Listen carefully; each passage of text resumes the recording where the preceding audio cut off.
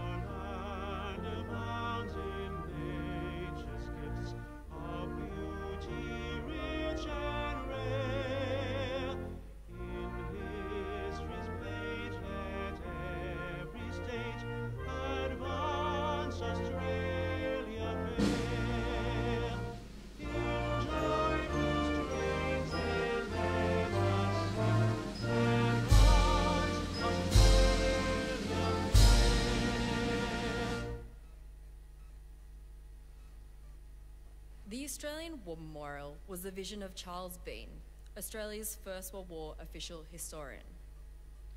Bean landed with the Australian troops on Gallipoli and stayed with them at the front through to the end of the war.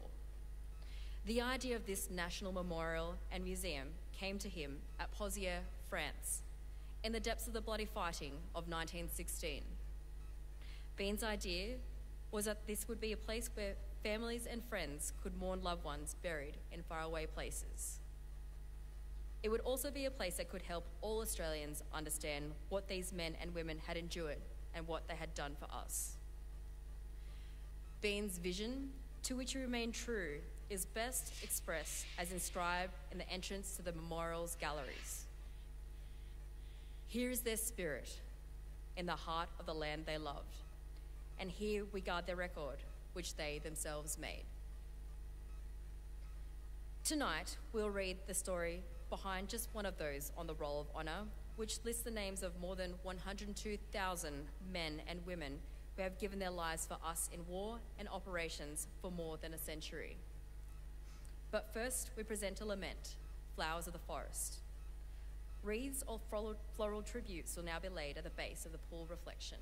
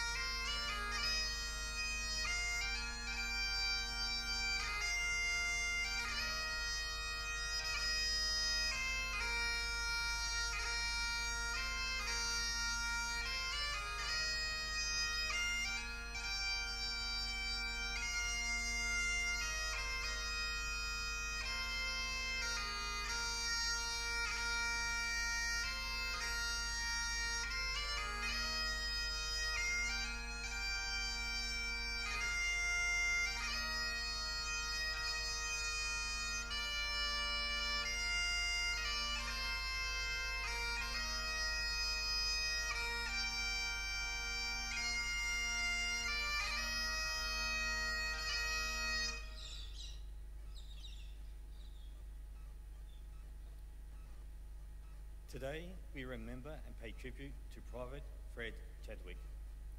Fred Chadwick was born in 1891 and was the son of Charles and Alice Ann Chadwick of the Melbourne suburb of West Brunswick.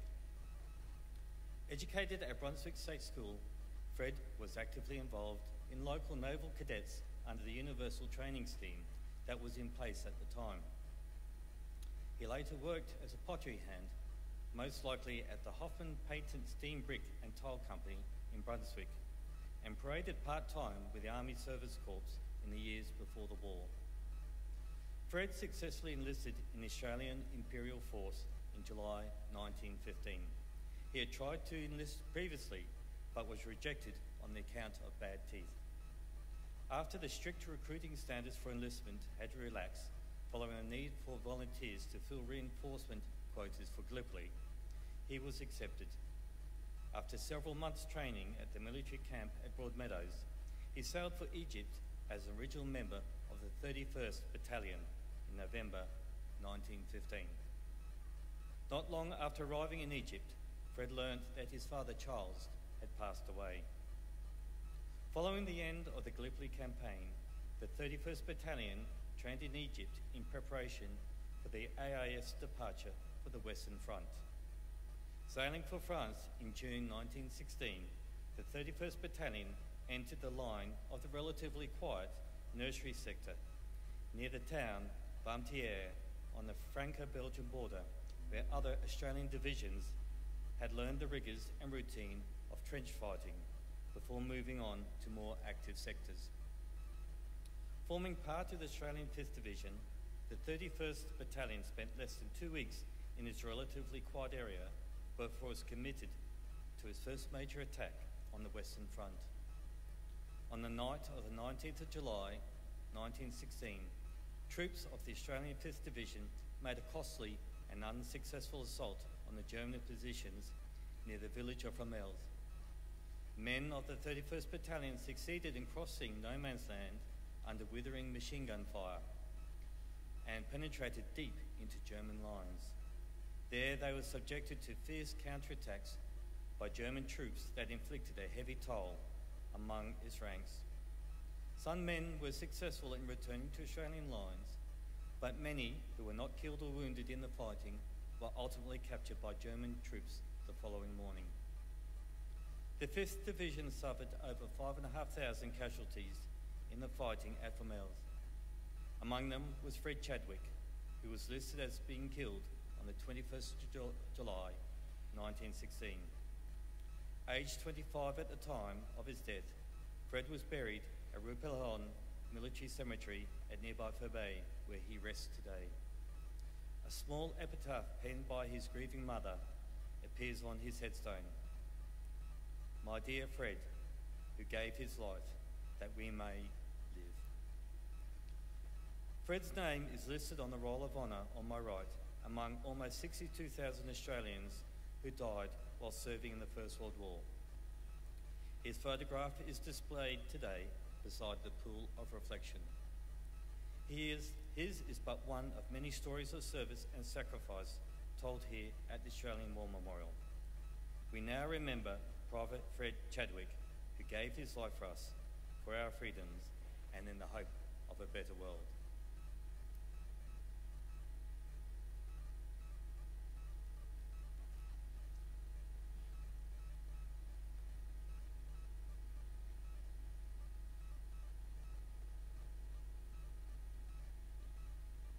They shall grow not old, as we that are left grow old. Age shall not weary them, nor the years condemn. At the going down of the sun, and in the morning, we will remember them. We will remember them.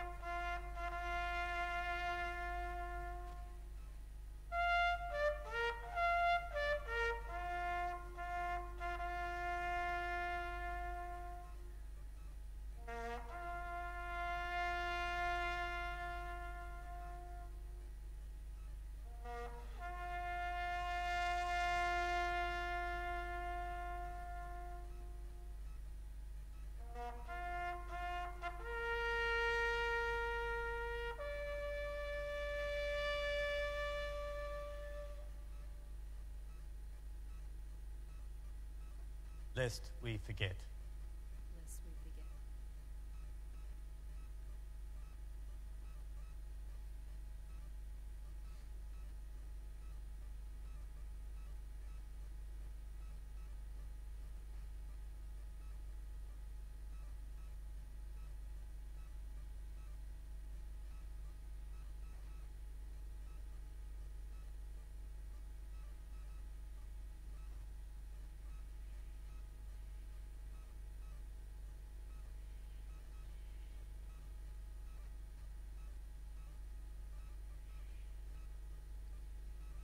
We leave you this evening with the words of the memorial's founder, Charles Bean.